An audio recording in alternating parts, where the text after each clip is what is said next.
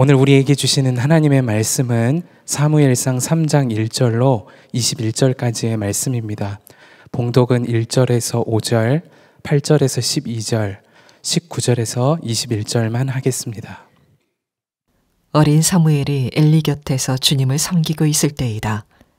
그때에는 주님께서 말씀을 해주시는 일이 드물었고 환상도 자주 나타나지 않았다. 어느 날 밤 엘리가 잠자리에 누워있을 때였다. 그는 이미 눈이 어두워져서 잘 볼 수가 없었다. 사무엘은 하나님의 궤가 있는 주님의 성전에서 잠자리에 누워 있었다. 이른 새벽 하나님의 등불이 아직 환하게 밝혀져 있을 때 주님께서 사무엘아, 사무엘아 하고 부르셨다. 그는 제가 여기 있습니다 하고 대답하고서 곧 엘리에게 달려가서 부르셨습니까? 제가 여기 왔습니다 하고 말하였다. 그러나 엘리는 나는 너를 부르지 않았다. 도로 가서 누워라 하고 말하였다. 사무엘이 다시 가서 누웠다. 주님께서 사무엘을 3번째 부르셨다. 사무엘이 일어나 엘리에게 가서 부르셨습니까? 제가 여기 왔습니다 하고 말하였다. 그제야 엘리는 주님께서 그 소년을 부르신다는 것을 깨닫고 사무엘에게 일러주었다. 가서 누워있거라. 누가 너를 부르거든 주님 말씀하십시오.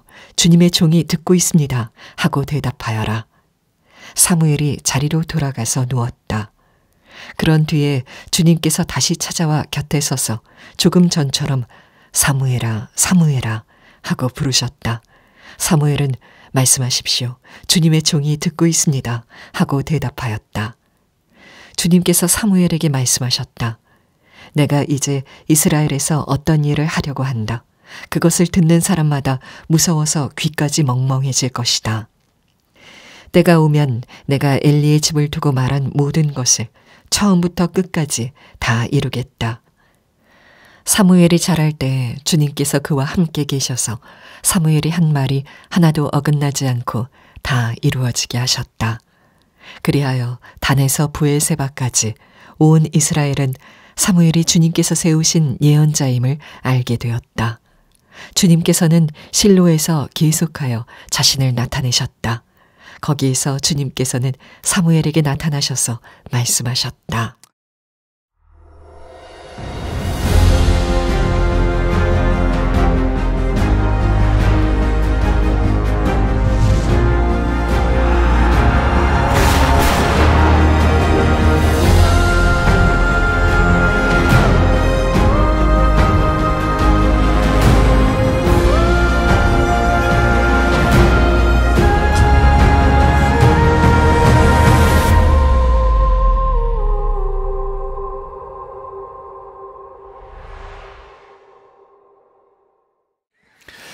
네, 사무엘상 시리즈 하나님의 마음에 맞는 사람 5번째입니다. 어둠 속 등불로 부르시다 라는 제목의 말씀을 나누겠습니다. 한 교회에 어떤 아이가 말씀 묵상집 가지고 묵상을 하다가 이런 질문이 있었다고 합니다.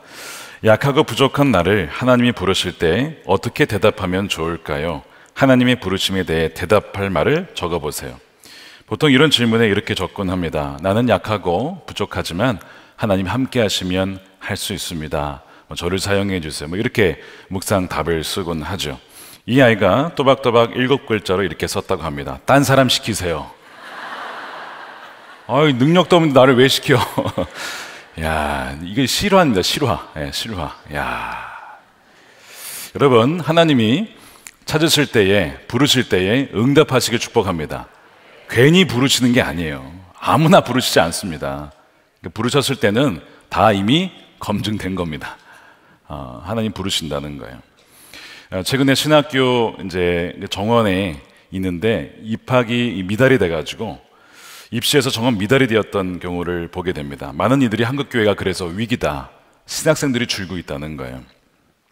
그러나 저는 다른 관점에서 한번 질문을 던져보고 싶습니다. 뭐냐면 신학생들이 줄어드는 것이 과연 위기일까? 물론 신학교 측면에서는 학생들이 줄면 재정이 주니까 위기는 맞습니다. 그런데 그렇다고 해서 하나님의 부르심이 없는데도 불구하고 신학교에 입학하여서 소명 없이 교회를 맡는다면 여러분, 이것이 진정 위기가 되는 거예요. 한국교회의 위기가 되는 것입니다. 이미 사무엘상 2장에서 살펴보았지만 이스라엘 민족의 위기는 제사장의 숫자가 줄어서 온 것이 아니었습니다. 엘리 이후에 이미 두 아들들이 대를 이어서 그 차세대 목회자들이 이미 준비가 되어 있었어요. 숫자가 부족한 것이 아니었습니다. 문제가 무엇이었냐면 그들이 하나님을 알지 못했고 하나님의 말씀을 들을 수가 없었고 들을 마음도 없었고 그런 위치에서 제사장직을 감당했다는 것, 바로 이것이 위기였다는 것이죠. 소명 없는 자들이 하나님의 종이 되어 제사장 직분을 맡았다는 것이 바로 큰 위기였다는 겁니다. 지금 여러분들의 삶에서 다가오고 있는 마주하는 위기를 한번 생각해 보세요. 정말 그것이 위기라고 생각하십니까? 우리가 진단을 잘못 내리면 처방전도 잘못된 게 오기 마련입니다. 그러므로 바른 진단을 내려야만 거기에 합당한 해결책을 찾을 수가 있어요. 우리가 오늘 말씀을 들으면서 우리 삶의 위기가 진짜 무엇인가를 깨닫게 되기를 원합니다. 어린 사무엘이 살았던 이 시대는 주님의 말씀과 환상이 드물었던 시기라고 이렇게 말씀을 해요. 1절에 어린 사무엘이 엘리 곁에서 주님을 섬기고 있을 때다. 그때는 주님께서 말씀을 해주시는 일이 드물었고 환상도 자주 나타나지 않았다. 사사기 시대는 영적으로 어두웠던 암흑기 시대입니다. 왜냐하면 사람들이 하나님 말씀에 귀를 기울이지 않았습니다. 말씀이 없었던 것이 아니고 하나님 말씀하지 않은 것도 아닌데 말씀에 귀를 기울이지 않았기 때문에 들리지 않았고 하나님도 더 이상 말씀하실 수가 없었던 것이죠. 그래서 사람들이 어떻게 결정했냐면 자기의 소견에 옳은 대로 내가 보기에 옳은 거 이렇게 택하면서 살았다는 거예요. 여러분, 그것이 혹시 우리의 삶은 아닙니까? 하나님 말씀에 귀 기울이기보다는 내가 보기에 옳은 것, 내가 보기에 합리적인 것만을 택하는 것. 물론 하나님 우리에게 이성을 주셨기 때문에 그런 결정을 내려야 하지만 하나님, 이게 맞습니까? 하나님, 이 결정이 옳은 것입니까? 물어야 하지 않겠습니까? 그 당시에는 그렇게 하지 않았다는 거예요. 그래서 영적인 어둠의 시대를 살았다. 사람들이 방황했다는 것입니다. 성경의 요한복음의 말씀은 빛입니다. 말씀이신 주님께서 빛으로 이 땅 가운데 오셔서 비추었어요. 근데 사람들이 그 빛을 싫어했다는 겁니다. 어둠을 더 좋아했대요. 즉 내 마음대로 사는 것을 더 사랑했다고 요한복음 1장에 말씀하고 있지 않습니까? 그러다 보니까 더욱더 어두운 시대로 빠져가는 거예요. 2절에 보면 엘리의 눈이 어두워졌다 이렇게 표현합니다. 나이가 들게 되면 노안이 찾아오고 잘 보이지 않는 것은 당연한 거예요. 그런데 성경은 왜 이 표현을 했을까? 단지 엘리가 나이가 들었다 그 말을 하는 게 아닙니다. 그의 눈이 어두워졌다는 것은 더 이상 분별력을 가질 수 없었다. 하나님이 어떤 길로 인도하시는지, 그의 삶에 원하시는 건 무엇인지, 이스라엘 백성들이 어디로 가야 할지를 분별할 수 없는 상황에 이르렀다라는 것을 영적으로 상징하는 의미가 바로 어두워져서 볼 수 없었다는 의미입니다. 역사적으로 보면 하나님께서 말씀하시지 않을 때, 침묵하실 때가 있었어요. 그는 심판의 징조입니다. 하나님께서는 심판하실 때는요, 어떻게 하시냐? 내버려 둡니다. 마음대로 살도록 내버려 둬요. 말씀하시지도 않습니다. 징계하지도 않습니다. 여러분, 이거는요, 심판입니다. 아모스 8장에 보면 11절에 기근을 보내겠다. 어떤 기근이냐? 이런 거예요. 내가 이 땅에 기근을 보내겠다. 사람들이 배고파하겠지만 그것은 밥이 없어서 겪는 배고픔이 아니다. 목말라 하겠지만 물이 없어서 겪는 목마름이 아니다. 주의 말씀을 듣지 못하여 사람들이 굶주리고 목말라 할 것이다. 그때는 사람들이 주의 말씀을 찾으려고 떠돌아다녀도 말씀을 찾지 못할 것이다. 이것이 기근이라는 거예요. 하나님은 심판하시면 그 사람에게 말씀하지 않습니다. 그러니까 아무리 먹을 것이 많고 풍족하고 부족함이 없어도 하나님 말씀을 주지 않음으로써 심판을 받는, 여러분 정말 두려운 일 아닙니까? 여러분, 우리 삶을 잘 돌아봐야 됩니다. 여러분, 최근에 하나님 말씀을 들은 적이 언제입니까? 하나님의 음성을 들은 적이 언제입니까? 말씀을 듣지 못하고 있다면 여러분, 이것은요, 심각한 문제, 이건 심판을 받고 있다는 것입니다. 지금 어린 사무엘이 살던 시대의 영적 현실, 이 사사기 시대는 바로 그런 시대였고 점점 빛이 어두워졌던 시대라는 것이죠. 한국 기독교 분석 리포트를 보니까요, 최근 통계에 참 가슴 아픈 통계를 보았습니다. 젊은 세대, 20대, 30대, 40대 10년 전에 비해서 개신교 숫자가 얼마나 줄었는지 아십니까? 10%? 20%? 아닙니다. 50%가 줄었습니다. 절반이 줄었어요. 예를 들면 19세에서 29세, 10년 전에는 19%였는데 지금은 9% 되지 않습니다. 29 39세, 그러니까 30세부터 39세는요 21%에서 11%로 다 절반씩 줄었어요. 지금 여러분 한국 교회에 불이 꺼져가고 있어요. 한때 전 세계에서 급성장한 교회, 부흥을 맛보았던 교회라고 해서 전 세계에서 주목하며 찾아왔던 교회가 한국 교회입니다. 그러나 이제는 더 이상 그렇지가 않아요. 사그러들고 있습니다. 그런데 이 한국 교회의 모습과 우리가 오늘 읽은 본문의 이 사무엘상 전반부의 이 사사기 시대의 모습은 너무나 비슷한 거예요. 제사장이 숫자가 부족하지 않았어요. 지금 신학생은 줄지만 오히려 목회자, 목사 안수받은 사람들은 더 늘어났습니다. 너무나 흡사한 상황을 우리가 마주하고 있습니다. 자, 그러면 하나님께서 이스라엘을 포기하셨을까요? 한국 교회를 버리신 것일까? 오늘 말씀에 보면요, 하나님은 포기하지 않았다라는 것을 말씀하고 있어요. 우리가 오늘 말씀 읽는 가운데 분명한 하나님의 말씀을 여러분 듣게 되시기를 축복합니다. 하나님은 어두운 때에 빛을 하나님의 사람을 반드시 찾고 세우십니다. 3절에 보면 이스라엘의 등불은 아직 꺼지지 않았다 이렇게 되어 있어요. 3절에 하나님의 등불은 아직 꺼지지 아니하였으며 사무엘이 하나님의 교회에 있는 여호와의 전 안에 누웠더니 이 성전 안의 등불은요 저녁에 켜면 아침까지 타오르다가 이제 꺼지거든요. 지금 그걸 보여주고 있는 건데 아직 꺼지지 않았다는 것은 이제 새벽이 됐다는 얘기예요. 근데 단지 이것은 지금이 새벽이다 이걸 보여주는 게 아니고 영적 이스라엘의 상황이 지금 꺼져가고 있긴 하지만 아직 하나님의 등불은 살아있다. 그것을 지금 암시하고 있는 겁니다. 하나님은요 이스라엘 포기하지 않았고 하나님의 백성을 포기하지 않았고 포기할 수도 없었다는 것이죠. 아침은 언제 옵니까? 가장 어두웠던 그 바로 동트기 이전에 그 어둠을 지나야만 아침에 새벽이 옵니다. 그 빛이 비춰주는 것이죠. 가장 지금 어둡다는 얘기는 그 다음에 뭐가 준비되고 있다는 거예요? 빛이 준비되고 있다. 그걸 보여주고 있는 것이죠. 바로 그때에 이 하나님의 궤가 있던 여호와의 성전 안에 누워있던 자가 누구냐면 사무엘이었습니다. 원래는 엘리가 거기 누워 있어야 됩니다. 제사장은 언제든지 하나님이 말씀하실 때 귀를 기울였다가 들을 수 있도록 거기에 머물러 있어야 되는데 지금 엘리는 어디가 있어요? 자기 처소에서 누워 있대요. 자기가 있어야 할 자리에 있지 않으니 들을 수가 없는 거예요. 하나님께서 아담에게 네가 어디에 있느냐? 어디에 있느냐? 묻잖아요. 똑같은 겁니다. 엘리가 자기가 지금 있어야 할 자리에 있지 않고 엉뚱한 데가 있으니까 하나님의 음성을 들을 수가 없는 것이죠. 엘리는 또한 하나님의 음성을 들을 기대조차 하지 않습니다. 하나님의 음성이 들릴 거야라고 기대하면 하나님 말씀하신 기대조차 하지 않고 그냥 귀를 닫아버리고 자버리니까 영적으로 잠들어 있기 때문에 하나님의 말씀하셔도 못 듣는 것이죠. 그나마 감사한 것은 그래도 양심이 있어서 자기 대신에 있을 사람을 거기에 세웠어요. 그 사람이 사무엘입니다. 사무엘이 하나님의 전에 누워 있었어요. 하나님께서 엘리 대신에 하나님 전 안에 있던 사무엘을 부르십니다. 사무엘아. 여러분 기억하십시오. 하나님은 지금도 말씀하십니다. 하나님 지금도 여러분들을 부르십니다. 여러분 들으셔야 돼요. 사무엘아. 사무엘이 음성을 들었어요. 그래서 달려가는데 이게 하나님 음성인 줄 모릅니다. 엘리가 부른 줄 알고 엘리에게 달려가는 거예요. 부르셨습니까? 제가 여기 왔습니다. 엘리가 나 부른 적 없는데 돌아가라. 또 사무엘아. 부르셨습니까? 또 달려가는 거예요. 나 너 부른 적 없어. 차례로 돌아가. 3번 반복이 됩니다.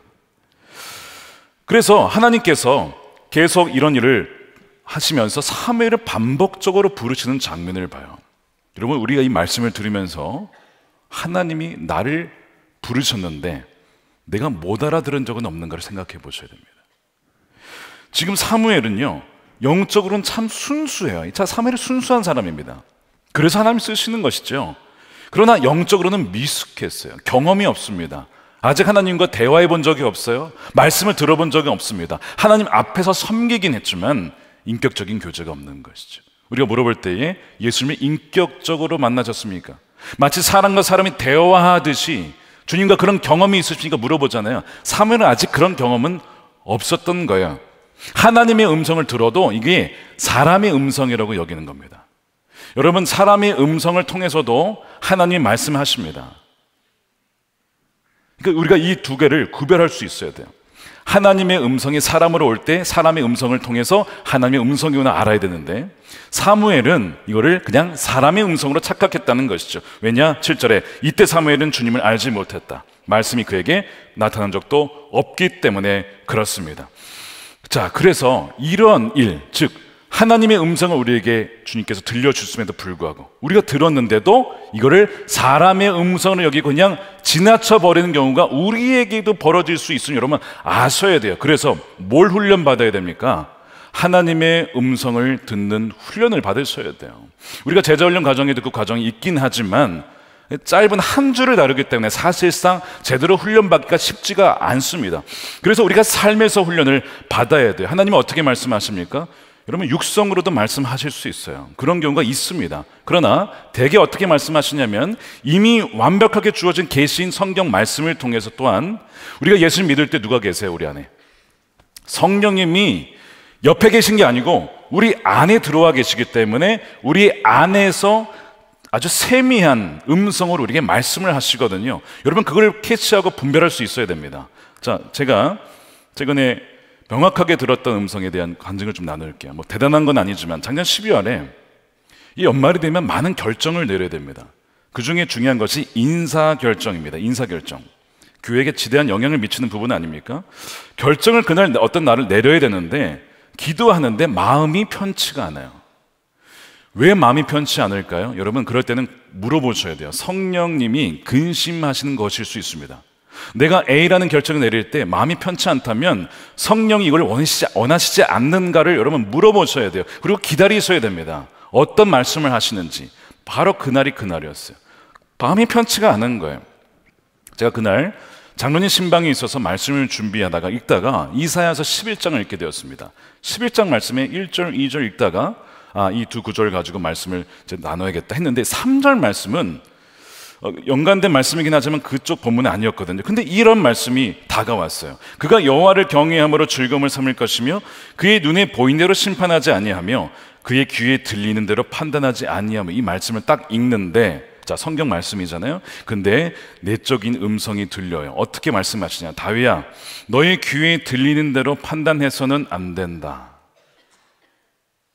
제가 아까 마음이 불편하다고 했어요. 주님 뭐라고 말씀하시니까 귀 기울인다고 했어요. 근데 이 말씀을 주셨어요. 제가 이제 어떤 보고나 여러 가지 이해서 이제 들은 거를 가지고 이제 결정을 내리거든요. 근데 주님은 그걸 가지고 결정하지 말라는 거예요. 그럼 하나님 어떻게 해야 됩니까? 그래서 제가 다른 분을 통해서 다른 방법으로 또 알아보기 시작했습니다. 그랬더니 전혀 다른 얘기가 나와요. 두 개의 전혀 다른 얘기가 나오는 거예요. 그래서 제가 A라고 결정하지 않고 B라고 결정을 내렸어요. 어떻게 됐을까요? 여러분, 그 결정이 옳은지는 시간이 지나면 검증이 돼요. 시간 지나니까 B라는 결정이 맞았던 거예요. A라는 결정을 내렸으면 큰일 날 뻔했어요. 교회에 지대한 영향을 미칠 뻔했어요. 근데 B를 결정을 하게 된 것이 하나님의 정확한 인도하심이었다는 것이죠. 여러분, 하나님은요 성경 말씀을 통해서 우리에게 지금도 사무엘을 부르셔서 계시하듯이 우리에게 말씀을 하신다는 거예요. 그래서 우리가 뭘 하자는 겁니까? 성경 말씀을 매일 통독을 하고 말씀 함께를 통해서, 지금 욥기 어렵지만 그 안에도 담겨진 주의 음성이 있기 때문에 분별하자는 것이죠. 또한 하나님은 환경을 통해서도 말씀하시잖아요. 지난 주말에 어떤 분이 기도받으러 오셨는데 참 마음 아픈 이야기를 들었습니다. 친척 중에 갑자기 젊은 나이에 돌아가신 분이 계셨어요. 갑자기 죽은 거예요. 근데 사실 그분이 복음을 알지 못하는 사람이었습니다. 늘 부담이 있었어요. 내가 복음을 전해야 되는데 근데 전하지 못한 채 죽은 거예요. 그게 너무 마음이 부담이 되고 너무 마음이 아파서 기도받으러 오셨어요. 근데 그분이 그러시는 거예요. 나를, 사실 하나님이 이 친척 가운데 나를 복음을 전하게 하는 전도자로 세우셨는데 제가 그걸 순종하지 못했습니다. 그래서 제가 기도해 드렸어요. 하나님, 이분을 통해서 가족과 친척이 구원을 얻는 그 약속의 말씀, 너와 내 집이 구원을 얻으리라, 이 말씀대로 이루어지게 해 주십시오. 간절하게 기도해 드렸어요. 이분이 잊고 있었던 자신의 부르심을 뭘 통해 깨달은 거예요? 그 친척의 죽음을 통해서 깨닫게 되고 다시 그분의 음성을 듣고 반응을 하기 시작한 것입니다. 여러분, 환경을 통해서 하나님은 지금도 우리에게 말씀을 하시는 거예요. 그러면 지난 주에, 지난 달에 어떤 일이 여러분들의 삶에 벌어지셨습니까? 그 안에 하나님은 우리에게 지금 말씀하고 계신 거예요. 들으셔야 돼요. 귀를 막으면 더 이상 하나님 말씀하지 않으십니다. 자, 그래서 이제 이 세 번째, 하나님께서 사무엘을 부르셨을 때 엘리가 그제서야 알아차린 게 뭐냐면 하나님이 이 사무엘을 지금 부르고 계시구나. 엘리가 그래도 엘리가 이런 감각은 있었어요. 그래서 사무엘에게 가르쳐 주는 거예요. 혹시 또 누가 너의 이름을 부르면 주님, 제가 여기 있습니다. 말씀하소서. 이렇게 하라고 가르쳐 줘요. 8절에 그렇게 나오죠. 주님께서 그 소년을 부르신다는 것을 엘리가 깨닫고 사무엘에게 일러주었다. 가서 누워있거라. 누가 너를 부르거든 주님 말씀하십시오. 주님의 종이 듣고 있겠습니다 하고 대답하여라. 훈련을 받고 이제 사무엘이 제자리로 돌아갑니다. 그런데 이 장면은 좀 슬픈 장면이에요. 왜 슬픕니까? 왜 슬퍼요? 이제 더 이상 엘리는 하나님의 음성을 들을 수가 없습니다. 들을 수 없다라기보다 들으려 하지 않았고 하나님이 더 이상 그에게는 말씀하지 않으십니다. 이제는 누구에게 말씀하십니까? 사무엘에게 말씀을 하시는 거예요. 너무 가슴 아픈 얘기죠. 여러분, 우리의 신앙이 과거의 추억으로 끝나지 않기를, 추억을 생각하며 신앙하지 않기를 원합니다. 영적으로 누가 엘리인가? 나 과거에 하나님의 음성을 들었던 사람이야. 나 과거에 참 뜨거웠던 사람이야. 여러분, 이 사람이 엘리입니다. 근데 지금은 그렇지 않은 거죠. 과거에는 참 그때 곧 처음에 예수님 믿었을 때 참 뜨거웠는데 뭐예요? 과거. 그럼 지금은 어떻다는 얘기예요? 지금은 아니란 얘기 아닙니까? 이게 엘리라고요. 과거의 사람, 어제의 사람, 한때 쓰임받았던 사람, 한때 주님과 교제했던 사람, 이게 엘리라고요. 그러나 지금은 그 친밀함을 잃어버린 너무나 안타까운 사람 아닙니까? 주님과의 관계는 과거만이 아니라 항상 여러분 현재이기를 축복합니다. 만나는요, 지난주만 어제만 먹은 것이 아니라 항상 오늘이어야 되는 거예요. 엘리는요, 영이 잠든 뭐가 된 겁니까? 종교인이 된 겁니다. 여러분, 종교인 되지 마십시오. 율법적으로 철저히 지켜도 영은 완전히 잠들어 있고 죽어 있을 수도 있다는 거예요. 사대교회에 했던 말씀이 뭡니까? 살아있다라는 이름은 가졌으나 실상은 죽은 자다. 실상은 죽은 자다. 허례허시 껍데기만 남아있다는 거예요. 여러분, 엘리가 율법도 알아요. 율법으로 제사를 어떻게 드려야 되는지도 알아요. 심지어 하나님 음성 듣는 방법도 알려준다고요. 다 알고 있어요. 지금으로 말하면 통독도 하고 큐티도 하고 성경 공부도 하고. 그런데 그 말씀과 삶이 영 다른 것이죠. 영이 죽어있는 상태. 말씀과 삶에 괴리가 있는 것입니다. 이것이 엘리의 모습이었던 것이죠. 하지만 여러분, 하나님의 말씀이라는 것은 원래 따로따로가 될 수가 없습니다. 여러분, 창세기 읽어보세요. 하나님께서 말씀으로 천지를 창조하셨는데 빛이 있으라 말씀하셨잖아요. 그러면 빛이 존재하는 거예요. 예수님께서 너의 믿음대로 될지어다라고 하면 바로 그 치유가 되는 것입니다. 말과 행동이 따로따로가 아니고 말과 행동은 붙어있는 거예요. 괴리가 있을 수가 없는 것이 하나님의 말씀인 줄로 믿으시길 축복합니다. 이게 말씀의 권세입니다. 말씀의 권세가 있는 것이죠. 그래서 사무엘상 3장을 쭉 천천히 읽어보시면 뭐가 반복되냐면 말씀이라는 단어가 반복해요. 말씀하셨다, 말씀하셔서 제가 듣겠나이다. 말씀이 반복되었는데 이 말씀이라는 단어가 히브리어로 다바르라고 합니다. 하나님이 말씀하셨다, 다바르. 그런데 이 다바르가 또 다른 의미가 있어요. 행위, 행동이라는 의미가 있습니다. 말씀과 행위, 행동 똑같이 다 다바르예요. 근데 오늘 본문에도 다바르라는 단어가 하나는 말씀으로 번역됐고 하나는 행위 일로 번역이 됐어요. 어디냐? 11절입니다. 11절에 주님께서 사무엘에게 말씀하셨다. 뭐예요? 다바르예요. 근데 내가 이제 이스라엘에서 어떤 일, 어떤 행위, 어떤 행동을 하려고, 이것이 바로 또 다바르입니다. 그 엘리 가문에 심판을 내리겠다는 거거든요. 그 행동을 할 것인데 들으면 너가 깜짝 놀랄 것이고 사람들이 귀가 멍멍할 정도로 충격을 받을 것이다. 이 일을 하나님이 행하신다는 거예요. 하나님 말씀하시면 반드시 이루어집니다. 하나님 말씀은 땅에 떨어지지 않기 때문에 그래요. 바로 여기에 하나님께서 그 시대의 등불로 부르시는 자는 누구냐? 거기에 비밀이 여기에 담겨 있습니다.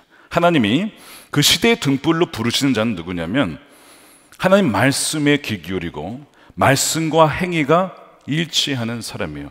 말한 대로 살고 산 대로 말하는 그 사람을 하나님이 부르시는 것이죠. 그 사람의 시대의 등불입니다. 그래서 사무엘이 그 일에 부르심을 받은 거예요. 반면에 엘리는 뭐가 있었어요? 말은 있었는데 뭐가 없었습니까? 행위가 없는 거예요. 여러분, 이건 심각한 문제입니다. 이게 종교인이 된다는 게 바로 이거예요. 엘리의 죄가 바로 그거였다고요. 포지션은 있었지만 말씀을 선포하긴 하지만 그대로 살지는 않는 것이죠. 두려운 말씀 아닙니까? 자, 하나님께서 엘리의 죄를 다시 한번 지적을 하시는데 13절입니다. 엘리는 자기 아들들이 스스로 저주받을 일을 하는 줄 알면서도 자식들을 책망하지 않았다. 그 죄를 엘리는 이미 알고 있다. 그래서 그 집을 심판하겠다는 거예요. 여러분, 지난주 기억나십니까? 엘리가 아들들을 책망했습니다. 성소에서 그런 일을 했을 때 너 그러면 안 된다. 예물 가지고 장난칠 때 너 그러면 안 된다. 어쩌자고 그러느냐. 막 책망을 호되게 했어요. 분명히 책망을 했단 말입니다. 근데 왜 하나님은 책망하지 않았다라고 할까요? 여러분, 여기 답을 갖고 계셔야 돼요. 하나님이 보실 때는 엘리는요, 말로는 책망했지만 행동으로는 책망하지 않았습니다. 삶에서 실제가 되지 않은 말, 행동으로 이어지지 않은 말은 말이 아니라는 것이죠. 엘리가 아들들이 꾸짖은 그 말이 아들들의 삶의 변화를 일으키지 못했다면 사실상 아들을 꾸짖은 것이 아니라는 것이 하나님의 말씀이에요. 그 하나님의 판단입니다. 엘리의 책망의 말은 권위가 없어서 말을 했지만 그 말이 실제가 되지 못하고 어떻게 됐습니까? 땅에 떨어집니다. 이게 땅에 떨어졌다는 얘기예요. 아무런 권위가 없다는 얘기예요. 엘리가 하나님보다 자녀를 더 사랑했기 때문에 그래요. 그래서 하지마, 말은 하지만 막지는 않는 거야. 자녀들 더 사랑한 거야, 하나님보다. 그것이 지난주의 진단이었죠. 또 이유가 있습니다. 왜 말에 권위가 없느냐? 왜 부모의 말에 권위가 없었는가? 엘리는요, 평소에 말과 행동이 달랐던 겁니다. 예를 들면 이런 거예요. 얘들아, 하나님보다 돈을 더 사랑하거나 의지하면 안 돼. 돈은 도구야. 하나님이 복을 주시면 돈을 주실 수 있고 도구로 잘 선하게 쓰면 돼. 그러나 의지해서는 안 돼 라고 가르친다고 칩시다. 맞는 말이죠. 그런데 그 부모님이 평소에 돈 하면서 돈은 자꾸 돈을 의지하면서 오직 살아가는 것이 돈이라고 칩시다. 자녀들 그걸 다 봤어요. 이 말을 한다고 자녀들이 들을까요? 안 듣습니다. 왜요? 말과 행동이 다르기 때문에. 이게 권위가 없는 거예요. 엘리의 말이 왜 권위가 없었는가? 평소에 아들들이 아버지의 삶을 본 것입니다. 너희 그렇게 하지 마 라고 해도 아무런 권위가 없는 거예요. 에이, 아버지도 그렇게 살았잖아요. 말이 떨어진 것이죠. 권위가 없는 것입니다. 그래서 하나님이 엘리의 가문을 더 이상 쓸 수가 없었다는 것입니다. 여러분, 촛대는요 옮겨집니다. 사무엘로 넘어가는 거예요. 하나님께서 자, 한 번, 두 번, 세 번이나 불렀는데 사무엘을 못 알아들으면 보통 아유, 너 말고 다른 애 불러야겠다 하실 만도 한데 네 번째나 찾아오세요. 네 번째. 그것도 네 번째 부르실 때는 굉장히 다급하게 부르십니다. 자, 10절에 그런데 주님께서 다시 찾아와 곁에 서서 조금 전처럼 사무엘아 사무엘아 두 번 부르시죠. 하고 부르셨다. 사무엘은 배웠잖아요. 말씀하십시오. 주님의 종이 듣고 있습니다 라고 대답하였습니다. 자, 하나님이 사무엘아 사무엘아 이름 두 번 부르셨어요. 성경에서 누군가의 이름을 두 번 연속 부르실 때는 하나님이 간절하실 때, 뭔가 위급하실 때, 너 아니면 안 될 때, 그때 부르시는 거예요. 아브라함이 이삭 바칠 때 아브라함 아브라함아 다급하실 때 부르시죠. 모세를 떨기나무에서 부르실 때 모세야 모세야 두 번 부르십니다. 지금 마찬가지로 사무엘아 사무엘아 부르시는 거예요. 왜 그러냐면 모세야 너 아니면 안 된다. 사무엘아 너 아니면 안 된다. 내가 너를 이 시대에 등불로 삼은 거야. 너가 아니면 안 돼 라고 계속 반복적으로 부르시는 거예요. 여러분 잘 생각해 보십시오. 하나님이 최근에 여러분들을 반복적으로 부르실 때 혹시 못 느끼셨어요? 상황을 통해서, 환경을 통해서, 말씀을 통해서 기도하는 가운데 나를 어딘가로 부르신다. 하나님 나를 사용하시겠구나. 여러분 그 응답하셨습니까? 분별하셨습니까? 하나님이 계속 찾아오시는 거예요. 그 얘기는 나는 이 백성 포기할 수 없거든. 그래서 너가 있어야 된다. 너가 이 백성의 등불이야 라고 초대해 주시는 거예요. 여러분 성경을 읽다 보면요, 이제 뭐 사무엘도 나오고 이제 뭐 사울, 다윗 이렇게 나오지만 주인공이 사무엘, 다윗이 아닙니다. 누가 주인공이에요? 그들을 부르시는, 끝까지 포기하지 않고 하나님의 약속을 성취하시려는 그 열심을 가지고 나아가시는 하나님의 주인공이에요. 하나님이, 그 하나님이 저와 여러분들을 부르시는 거야. 뭐 하자고? 같이 동역하자고, 이 놀라운 이야기에 동참하라고, 하나님의 구원 역사에 참여하라고. 얼마나 영광스러운 초청입니까? 여러분, 그 부르심에 응답하신 여러분 되시길 축복합니다. 응답하셔야 된다는 것이죠. 자, 그래서 반복적으로 여러분들이 이제 있는 위치가 다 다르실 거예요. 정치, 경제, 사회, 문화, 교육, 가정, 각 영역 속에 여러분들이 계십니다.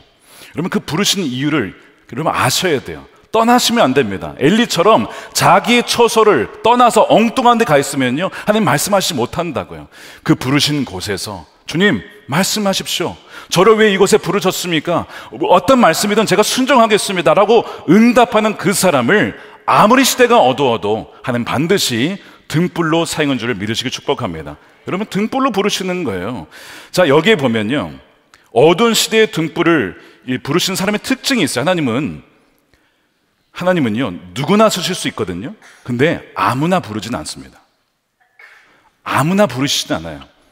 자, 그래서 누구를 부르시는가? 전적인 순종의 자세가 되어 있는 사람입니다.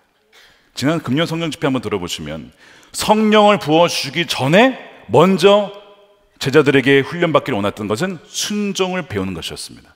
그 다음에 성령이 부어져요. 마찬가지입니다. 전적인 순종의 태도가 되어 있느냐, 그 사람 하나님 부르십니다. 자, 사무엘이 누구의 종입니까? 지금 엘리의 종이에요. 언제든지 부르면 달려갈 준비가 되어 있는 거예요. 부르셨습니까? 부르셨습니까? 계속 이거하고 있잖아요.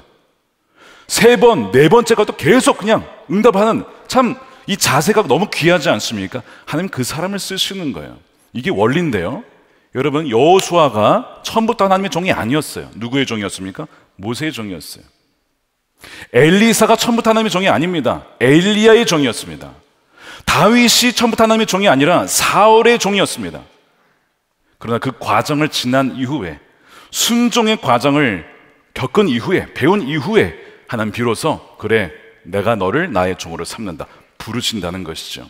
지금 이 사무엘이 하나님 앞에 섰을 때 제가 여기에 있습니다, 영어로는 here I am, 이 히브리어는 히넨이라고 부르는데, 히브리 문화에서, 이 이스라엘 문화에서 히넨이라고 대답할 때는 여러분 조심스럽게 대답해야 됩니다. 왜냐하면 이 히넨이라고 하는 이 말은 기꺼이 자신의 몸을 바칠 준비가 제가 되어 있습니다, 완전한 쓰임이 가능합니다 라는 뜻이에요.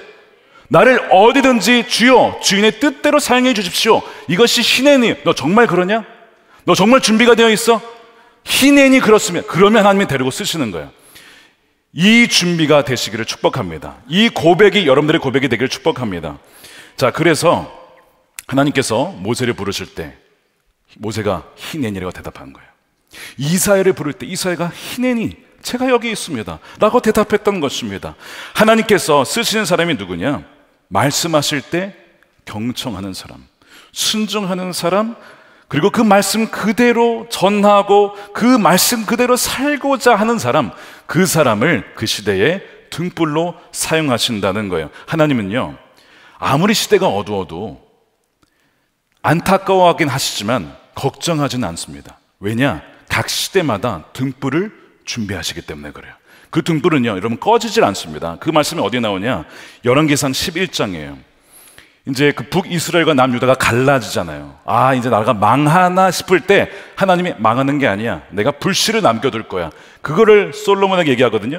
자, 보세요. 한 지파는 솔로몬의 아들에게 주어 다스리게 할 것이다. 그러면 그가 내 이름을 기리도록 내가 선택한 도성 예루살렘에서 다스릴 것이고, 내 종 다윗에게 준 불씨, 이게 등불입니다. 니르라고 하고 있어요, 히브리어. 불씨가 꺼지지 않을 것이다.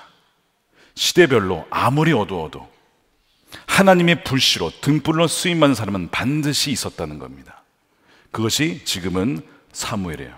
시간 지나면 그것이 다윗이 되고, 시간 지나면 그것이 사도 바울이 되고, 시간이 지나면 또 누가 돼요? 여러분이 되는 줄 믿습니다. 불씨는 사그라들지 않아요. 궁극적인 불씨는 누구냐? 누굽니까? 예수 그리스도죠. 빛으로 오신 주님, 궁극적인 빛으로 어둠을 밝혔다고 했잖아요.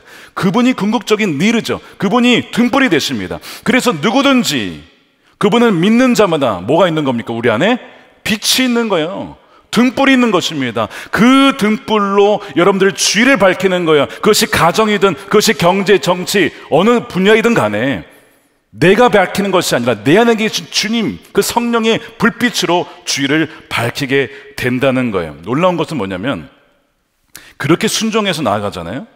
하나님은 어떤 권세를 주시냐면 그 사람의 말이 엘리처럼 땅에 떨어지는 것이 아니라 말이 다 응답되게 하신다는 거예요. 믿으십니까? 믿는 자에게만 이루어질 줄로 믿습니다. 여러분, 사무엘에게 주신 은혜가 바로 그거였어요. 자, 읽어보세요. 19절인데 사무엘이 이제 자라납니다. 사무엘도 처음부터 완벽한 사람이 아니었어요. 계속 성장합니다. 은혜 가운데 성장을 해요. 주님께서 그와 함께 계시기 때문에 그래요. 여러분, 성장하고 싶다면 날마다 주님과 함께 하셔야 됩니다. 주님과 동행하셔야 됩니다. 그러면 주님이 여러분과 함께 하시면서 여러분이 잘하게 되는 거예요. 그 잘하게 된다는 그 증거가 무엇이냐? 말이 떨어지지 않아요. 자, 사무엘이 한 말 다 바르죠. 하나도 어긋나지 않고 다 이루어지게 하셨다. 사무엘이 무슨 기도를 하잖아요? 하나님 다 응답해 주시는 거예요. 사무엘이 무슨 말을 하잖아요? 그대로 이루어집니다. 왜냐? 하나님의 뜻이 무엇인지를 아니까 그걸 그대로 전하거든요. 그러니까 하나님의 말씀은 다바르예요.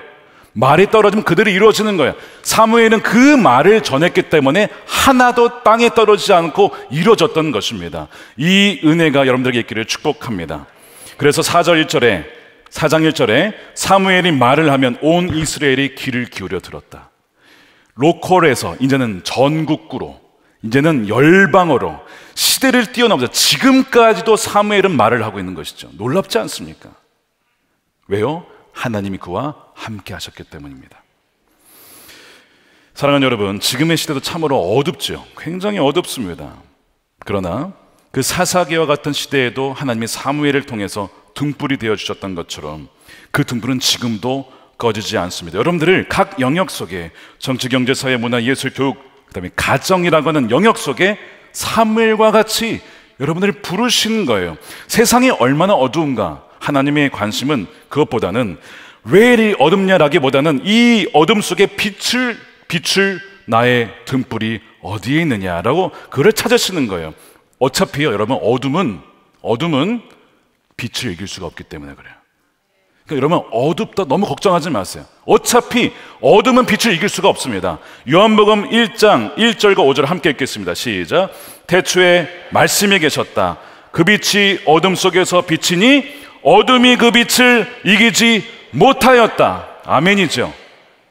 우리 사회 속에서 얼마나 어둠을 봅니까? 전쟁, 또한 우리의 평등법 이슈부터 해서 온 사회가 도대체 어떻게 굴러가는 거야? 폭력과 약탈과. 그러나 어둠은요, 빛을 이길 수 없다는 것을 믿을 때 그 약속의 말씀을 붙잡고 그 말씀에 목숨을 건 한 사람이면 여러분 충분합니다. 지금 사무엘이면 충분한 거예요. 많은 사람이 필요한 것이 아닙니다. 기돔과 300용사 수만 명이 모였는데 야, 다 돌려보내라. 하나님은 숫자로 일하시지 않는다는 거예요. 하나님께 헌신한 사람, 말씀에 목숨 건 사람이면 충분하다. 그 사람을 지금 찾고 계신 줄 믿으시길 축복합니다. 존 웨슬리가 18세기에 참 어두웠던 영국의 시대, 사람들이요, 교회를요 그냥 형식적으로 다녔어요. 그냥 태어나면 그리스도인이니까 뭐 영적인 뜨거운 체험 이런 게 없어요. 껍데기만 남은 그 상황 속에서 등불과 같이 쓰셨어요. 어떻게 그럴 수 있느냐? 하나님이 전적인 은혜지만 동시에 존 웨슬리는요 별명이 있었습니다. 한 책의 사람. 그러면서 그가 이런 얘기를 했어요. 나는 날아가는 화살처럼 삶을 통과해 지나가는 시간의 창조물이다. 나는 하나님으로부터 비롯된, 그래서 다시 하나님에게로 되돌아가는 영혼이다. 하나님은 은혜로우셔서 나에게 길을, 어떻게 우리가 살아가야 될지를 길을 가르쳐 주신다. 그분은 그것을 어디 담아주셨어요? 책에 기록해 넣으셨다. 아, 그 책을 나에게 주소서. 아무런 대가도 없이 하나님의 책을 나에게 주셨다. 난 그것을 가졌다. 여기에는 풍족한 지혜가 있다. 나를 한 책의 사람이 되게 하라. 그 말씀에 목숨 건 한 사람을 통해서 영국이 바뀌고 미국이 바뀌고 지금 조선에까지 이르러서 오늘날까지 이른 거 아닙니까? 여러분, 한 책의 사람, 하나님 말씀에 경청하고 순종하는 그 한 사람이 되시기를 축복합니다. 여러분들이 바로 이 시대의 등불인 것입니다. 하나님은요, 아무리 어두워도 주무시지 않습니다. 하나님은요, 아무리 말씀이 희귀한 것 같아도 이 시대에 침묵하시지 않습니다. 계속해서 반복적으로 사람들을 부르시고 찾으신다는 거예요. 그때에 하나님, 희낸이 여기 있습니다, 나를 사용해 주십시오 라고 믿음으로 반응하는 자들을 통해서 하나님의 역사는 반드시 이루어질 줄 믿습니다. 이 시간에 우리가 함께 기도했으면 좋겠어요. 한국 사회가 참 어둡고 한국 교회가 기울어가고 있습니다. 그러나 하나님 말씀이면 충분합니다라고 그렇게 자신의 인생을 드리는 그 한 사람을 통해서 한국 교회와 한국 사회는 다시 일어날 것이고, 또한 통일한국은 반드시 이루어질 것입니다. 다음 세대가 일어날 것입니다. 세계 열방을 향한 선교의 완성은 반드시 그분께서 이루실 것입니다. 이 시간 기도할 때 여러분들을 초청합니다. 그러면 그냥 반응하지 마시고 진지하게 반응하시길 바라요. 오늘 이 시간에 나를 하나님께서 각 영역 속에 마치 사무엘처럼 이 어두운 시대에 니르라고 하는 등불과 같이 나를 하나님이 부르시는구나 라고 여겨지는 사람, 하나님 나를 그렇게 사용해 주십시오, 희낸이 나를 사용해 주십시오라고 그렇게 나간 사람들은 자리에서 일어나십시오. 자리에서 일어나십시오. 또 한편으로 하나님, 저의 자녀 세대가 사무엘과 같이 하나님께 드려진 자가 되기를 원합니다. 등불과 같이 쓰임받기를 원합니다. 한나와 같이 그 믿음으로 드렸던 것처럼 우리 자녀를 드리오니 주여, 성교의 완성을 위해서, 하나님 나라의 영광을 위해서 우리 자녀들을 사용하여 주시옵소서. 등불과 같이 사용해 주옵소서. 그 자들도 일어나십시오. 이 시간 하나님이 오늘 여러분들의 반응을 보십니다. 다 그 중심을 보고 계십니다. 오늘을 기억하실 것입니다. 너가 그날 반응했기 때문에 내가 너를 사용한다. 주님께서 오늘 그 일을 이루실 줄 믿습니다. 우리 함께 주여 한번 외치고 기도하겠습니다. 주여, 하나님 말씀에 주님 그렇습니다. 우리는 아무것도 아니겠지만 하나님 그 말씀에 충만한 사람, 그 말씀이 목숨 거는 사람, 생명을 거는 사람, 그 한 사람을 통하여서 하나님 오늘 시대에 환하게 등불을 비칠 줄로 믿습니다. 아버지, 우리를 사용하여 주시옵소서. 희낸이 내가 여기 있습니다. 내가 여기 있습니다. 우리 가정에, 주여 이 교회 가운데에, 한국 교회 가운데, 한국의 정치, 경제, 사회, 교육, 문화, 가정, 예술, 각 영역 가운데 주여 아버지, 나를 사용하여 주셔서 모든 이 밤과 같은 이 시대 가운데 환한 빛을 드러내게 하시고 주여 사용하여 주시옵소서.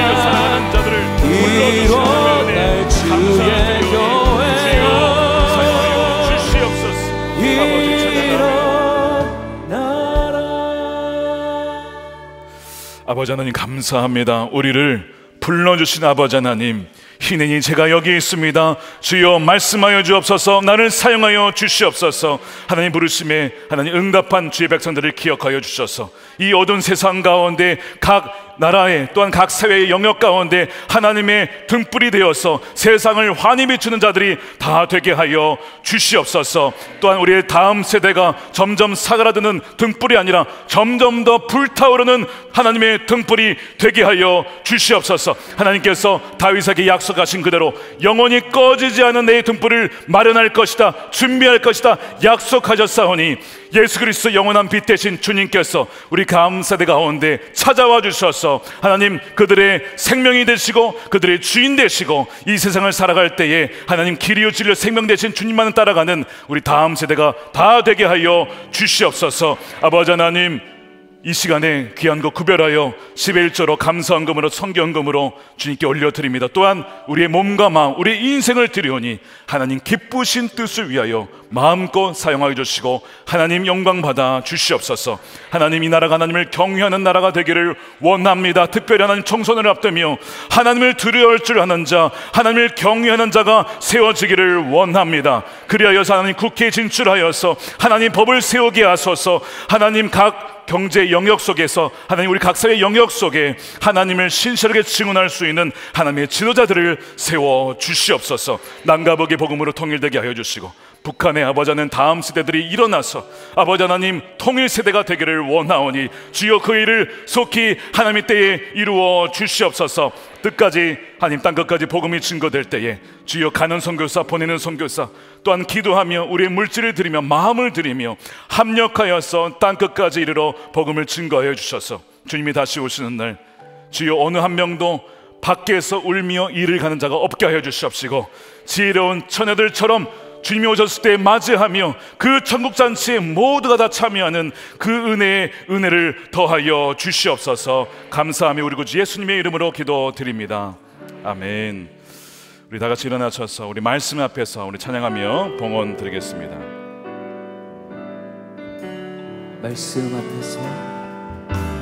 말씀 앞에서 경외함으로 주께 홀로 섭니다. 생명의 말씀 읽고 순종해. 생명의 말씀 읽고 순종해 주를 예배합니다. 기록된 말씀 힘이 있어서 기록된 말씀 힘이 있어서 진리로 우리 거룩해 하며 거룩한 말씀 세세 영원히 거룩한 말씀 세세 영원히 복음이 되어 말씀하시네. 찬양합니다. 하나님 말씀에 하나님 말씀에 두려워 떠는 자 그 말씀에 생명을 거는 자 그 말씀에 생명을 거는 한 사람 찾으시는 한 사람 찾으시는 주님의 약속을 믿습니다. 주님의 약속을 믿어 하나님 운명을 거는 자 하나님 말씀에 운명을 그렇습니다. 거는 순종하며 자 따라갑니다. 순종하며 주 따라가는 자 영원한 하나님 나라 이뤄갈 주의 교회요 일어나 하나님 말씀에 두려워 떠는 자 그 말씀에 생명을 거는 자 한 사람 찾으시는 주님의 약속을 믿어 하나님 말씀에 운명을 거는 자 순종하며 주 따라가는 자 영원한 하나님 나라 이뤄갈 주의 교회여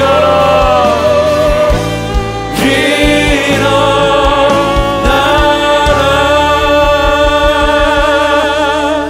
네, 축도하겠습니다. 이제는 우리 영원한 생명 되시고 주인 되신 예수 그리스도의 은혜와 아버지 하나님의 측량할 수 없는 사랑하심과 성령님의 감화감동 내주하심이 단 한 사람 말씀에 목숨 걸고 주 말씀에 순종하고자 나아가는 사랑하는 모든 성도들 머리 위에 저들의 가정과 일터와 사랑하는 다음 세대 자녀들 가운데 이제부터 영원토록 함께 하시기를 간절히 축원하옵나이다.